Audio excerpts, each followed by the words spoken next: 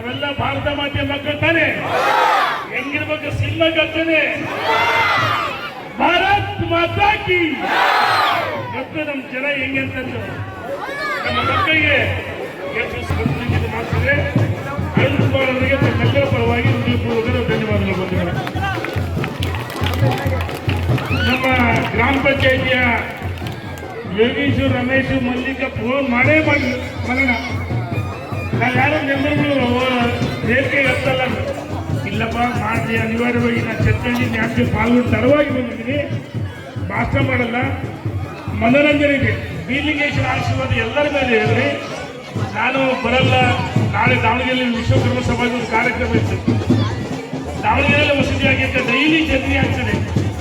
ಇವತ್ತು ಪ್ರೊಟೆಸ್ಟ್ ಮುಗಿಸಿ ಅನಿವಾರ್ಯವಾಗಿ ನಿಮ್ಮ ಪ್ರೀತಿಗೆ ಒತ್ತಾಯಕ್ಕೆ ಮಾಡಿ ಇಲ್ಲಿ ಮತ್ತೆ ಚರ್ಚೆಯಲ್ಲಿ ಅಲ್ಲಿ ವಿಶೇಷ ದೀಪಾವಳಿ ಅಲ್ಲಿ ಒಂದು ಮನೆ ಅಂತಕ್ಕಂಥ 16 ಮನೆಗಳಲ್ಲಿ ಈ ಒಬ್ಬಟ್ಟು ಕಚ್ಚಿಗೆ ಕವರ್ ಹಾಕಿ ತಿನ್ಕೊಂತ ಬಂದೆ. ಊಟ ಮಾಡಿಲ್ಲ ಮಧ್ಯಾಹ್ನ 5 ಕಾಲ ಸ್ವಲ್ಪ ಉಪ್ಪಿಟ್ಟಿದ್ದೀನಿ. ಹೆಚ್ಚು ಮಾತನಾಡಿದ್ರೆ ತಮ್ಮೆಲ್ಲರೂ ಬೀರ್ಲಿಂಗೇಶ್ವರ, ಬಸವೇಶ್ವರ ದೇವಾನು ದೇವತೆಗಳು ತಮಗೆ ಒಳ್ಳೇದು ಮಾಡಿ, ನಿಮಗೂ ನಿಮ್ಮ ಕುಟುಂಬಕ್ಕೆ ಒಳ್ಳೇದಾಗಲಿ. ಭಾರತ ಮಾತೆ ಮಕ್ಕಳಾಗಿ ನಾವೆಲ್ಲ ಸಹಬಾಳ್ವೆ ಬಾಳೋಣ. ಜಾತ್ಯತೀತವಾಗಿ ಸಮಾಜವನ್ನು ಕಟ್ಟೋಣ. ಸಮಾಜಮುಖಿ ಕೆಲಸ ಮಾಡೋಣ. ಇದ್ರ ಜೊತೆ ಒಂದು ವಿನಂತಿ ಮಾಡ್ತೀನಿ. ಎಲ್ಲ ಒಂದು ಕಡೆ ನಮ್ಮ ಯುವ ಸಮೂಹ ಮಲ್ಲಣ್ಣ ಹಾಳಾಗ್ತದೆ. ಅರುಣ್ ಕುಮಾರ್, ಯಾಕಂದ್ರೆ ಬಹಳ ನೋವಾಗುತ್ತಾನೆ.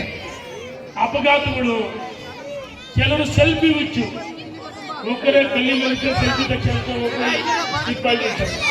ಮೊನ್ನೆ 3 ಜನ ವಿದ್ಯಾರ್ಥಿಗಳ ಸಾವಾಗಿ ನೋಡಿರ್ತಾನೆ. ಆ ಸೆಲ್ಫಿ ಕೇಳ್ಬಿಡ್ರಿ.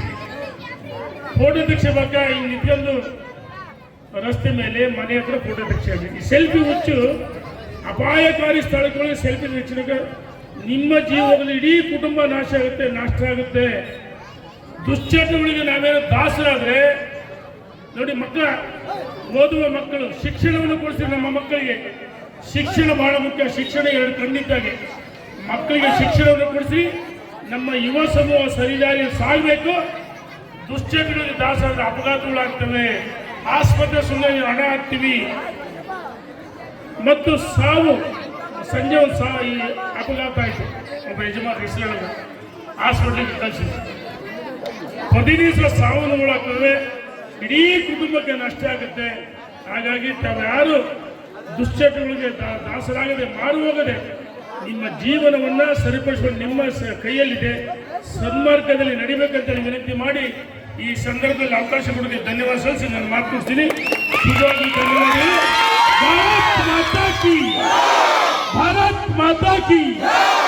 ಧನ್ಯವಾದಗಳು. ಬಹುಶಃ ಒಂದೇ ಮಾತಾಡ್ತೀನಿ. ನಾನು ನನ್ನ ಜೀವನದಲ್ಲಿ ಸೋಲು ಗೆಲುವು ಒಂದು ಕ್ರೀಡಾ ಮನೋಭಾವನೆ.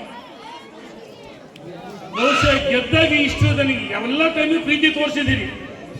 ಎಲ್ಲ ಸಂದರ್ಭದಲ್ಲಿ ಪ್ರೀತಿ ತೋರಿಸಿ. ಸಣ್ಣ ಮಕ್ಕಳು ಬಂದು ಓಡ್ ಬರ್ತಾ ಮಕ್ಕಳು ಸಿಂಹ ಹುಲಿ ಅಂತ. ನಾ ಸಿಂಹನಲ್ಲ, ಕರಡಿನಲ್ಲ, ನಿಮ್ಮ ಮನೆ ಮಗ, ನಿಮ್ಮ ಸೇವಕ ಅಷ್ಟೇ. ನಿಜವಾಗಿ ಹೇಳ್ತೀನಿ, ನಾನು ತಾಂತ್ರಿಕವಾಗಿ ಸೋತಿರ್ಬೋದು, ಆದರೆ ನಿಮ್ಮ ಪ್ರೀತಿಯಿಂದ ನಾನು ಯಾವತ್ತೂ ಸೋಲಿಸಿಲ್ಲ. ನಿಮ್ಮ ಪ್ರೀತಿ ನನ್ನನ್ನು ಇಲ್ಲಿಗೆ ಎಳೆದು ಕರೆತಂತೆ. ಧನ್ಯವಾದಗಳು.